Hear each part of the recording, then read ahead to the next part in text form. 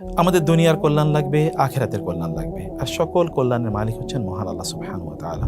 আখিরাতে এবং দুনিয়াতে দুই জায়গায় রাজা হওয়া হতে এটা কি অসাধারণ অর্জন হতে পারে না? দুনিয়াও আপনি কল্যাণের মধ্যে আছেন, আখিরাতেও কল্যাণের মধ্যে আছেন। দুনিয়া আপনি সুখী থাকবেন, আখিরাতেও সুখী থাকবেন, এরকম হতে পারে না? হতে পারে। এটা কে দিতে পারেন? এটা কেউ দিতে পারবে না, কেবল দিতে পারেন কে? আল্লাহ সুবহানাহু ওয়া তাআলা। কিন্তু এটি আপনি চেষ্টা করে সারাদিন দৌড়াবেন, তার মাধ্যমে আপনি পাবেন কখনোই না, বরং আল্লাহর কাছে চাওয়ার মাধ্যমে সেটা পেতে পারেন। আর এই চাওয়া কীভাবে আমরা চাইতে পারি সেটা আল্লাহ শিখিয়ে দিয়েছেন। একবার চিন্তা করে দেখুন যে আল্লাহ শিখিয়ে দিয়েছেন এমন একটা দোয়া যে তুমি এটা বলে আমার কাছে চাও, তাইলে আমি তোমাকে দেব। কেমন হতে পারে? এইভাবে চাওয়ার সেই দোয়াটি একটা অসাধারণ দোয়া।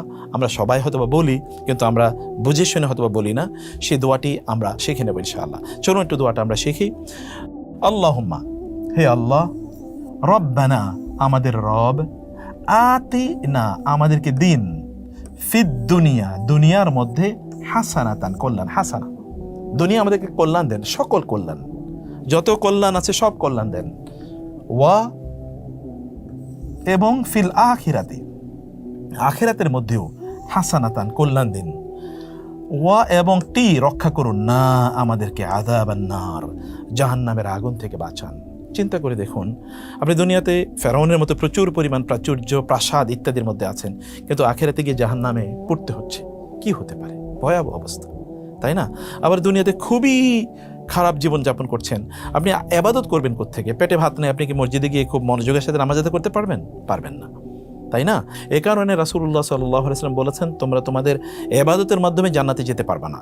সাহাবায়ে কেরামরা বলেন, তাহলে করণীয় কি? বলে, আল্লাহর রহমতে তোমরা জান্নাতে যেতে পারবা।